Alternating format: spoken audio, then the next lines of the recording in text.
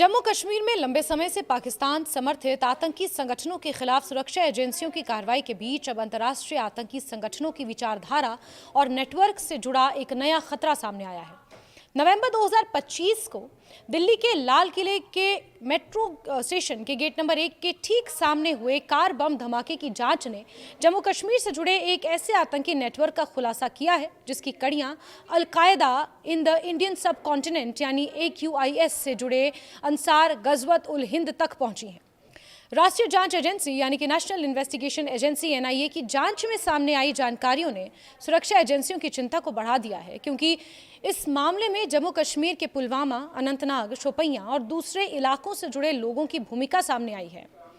NIA ने मई 2026 में दाखिल अपनी 7500 पन्नों की चार्जशीट में कहा कि मामले के सभी 10 आरोपी, जिनमें मुख्य आरोपी डॉक्टर उमर उन नबी शामिल था, अंसार गजवत उल हिंद से जुड़ा था।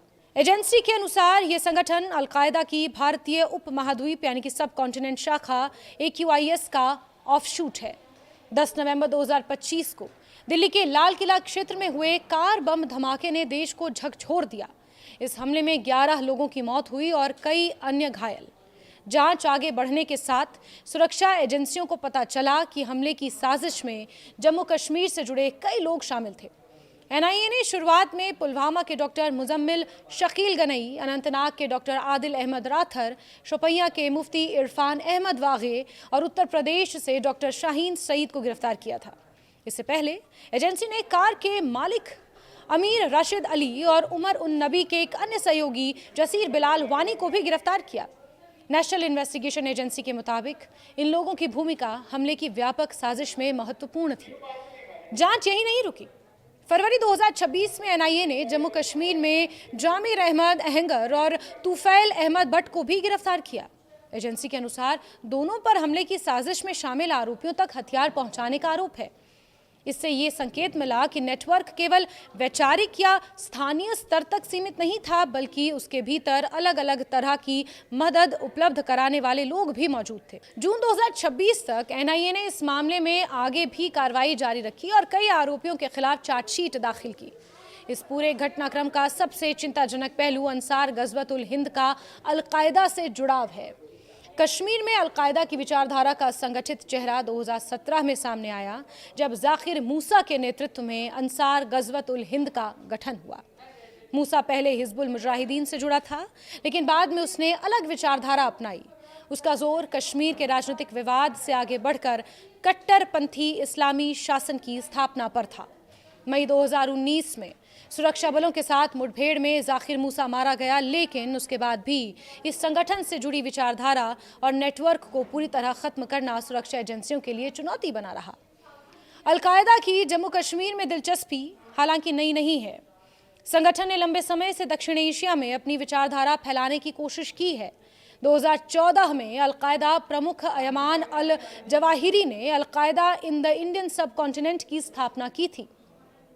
इसके बाद संगठन ने भारत सहित दक्षिण एशिया के अलग अलग हिस्सों में कट्टरपंथी प्रचार और भर्ती के प्रयासों पर जोर दिया। जम्मू कश्मीर में भी सोशल मीडिया और ऑनलाइन प्रचार के माध्यम से युवाओं को प्रभावित करने की कोशिशों की खबरें सामने आती रहीं, बेसिकली रेडिकलाइज करने की खबरें सामने आती रहीं। और यही वजह है कि सुरक्षा एजेंसियों के लिए मौजूदा खतरा केवल हथियारबंद आतंकियों की मौजूदगी तक सीमित नहीं है, बल्कि ऑनलाइन कट्टरपंथ और वैचारिक नेटवर्क एक बड़ी चुनौती बनी हुई है। रेडिकलाइजेशन अभी भी घाटी में मौजूद है। जम्मू कश्मीर में अल-कायदा और ISIS जैसे अंतर्राष्ट्रीय आतंकी विचारधाराओं को लेकर चिंता का एक और कारण ये है कि इनका एजेंडा पारंपरिक कश्मीरी आतंकवादी संगठनों से अलग रहा है। हिजबुल मुजाहिदीन, लश्कर-ए-तैयबा, जैश-ए-मोहम्मद जैसे संगठनों का आतंकी ढांचा मुख्य रूप से कश्मीर और भारत-पाकिस्तान विवाद के इर्द गिर्द रहा है, जबकि अल-कायदा और ISIS की विचारधारा वैश्विक जिहादी एजेंडे से जुड़ी है। इसीलिए सुरक्षा विशेषज्ञ ये मानते हैं कि अगर ऐसी विचारधारा स्थानीय युवाओं में गहरी पैठ बनाने लगे तो इससे आतंकवाद का स्वरूप और अधिक कट्टर और अप्रत्याशित हो सकता है। हालांकि ISIS की जम्मू कश्मीर में वास्तविक और संगठित मौजूदगी को लेकर अलग अलग समय पर अलग अलग दावे सामने आते रहे हैं और हर संकेत को किसी बड़े आतंकी ढांचे का प्रमाण नहीं माना जा सकता। भारत सरकार ने अतीत में भी कहा है कि सोशल मीडिया पर आईसिस से संबंधित सामग्री या समर्थक गतिविधियों को सीधे घाटी में संगठन की संगठित मौजूदगी का प्रमाण नहीं माना जा सकता। इसीलिए मौजूदा परिस्थितियों में अल-कायदा और आईसिस से जुड़े हर इनपुट की अलग अलग जांच जरूरी है। सुरक्षा एजेंसियों के लिए सबसे बड़ी चिंता संख्या नहीं बल्कि विचारधारा है। किसी आतंकी संगठन के कुछ ही सक्रिय सदस्य अगर तकनीकी विशेषज्ञों, शिक्षित पेशेवरों, स्थानीय मददगारों और ऑनलाइन प्रचार नेटवर्क से जुड़ जाएं, तो वो अपनी क्षमता से कहीं बड़ा खतरा पैदा कर सकते हैं। और इसीलिए दिल्ली में लाल किले में जो ब्लास्ट हुआ था, उसे व्हाइट कॉलर टेरर मॉड्यूल का नाम दिया गया। लाल किला धमाके की जांच में डॉक्टरों और तकनीकी मदद से जुड़े आरोपियों के सामने आने ने इस चुनौती को उजागर किया है। एनआईए की चार्जशीट के अनुसार इस मामले में अंसार गजवत उल हिंद से जुड़े नेटवर्क ने अलग अलग भूमिकाओं वाले लोगों को जोड़ा था। यही कारण है कि जम्मू कश्मीर में आतंकवाद के खिलाफ लड़ाई अब केवल जंगलों और पहाड़ों और सीमा में छिपे हथियारबंद आतंकवादियों तक सीमित नहीं रह सकती।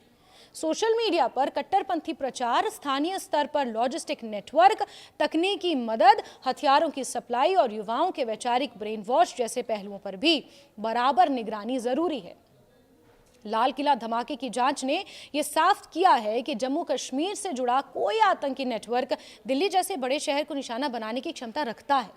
ऐसे में घाटी में अल-कायदा से जुड़ी कड़ियों का सामने आना सुरक्षा एजेंसियों के लिए गंभीर चेतावनी है। आने वाले समय में चुनौती ये होगी कि अंतर्राष्ट्रीय आतंकी विचारधारा को स्थानीय स्तर पर जड़ें जमाने से कैसे रोका जाए। आतंकवाद के पुराने ढांचे के साथ उभर रहे इस नए वैचारिक खतरे को भी प्रभावी तरीके से खत्म किया जाना जरूरी है।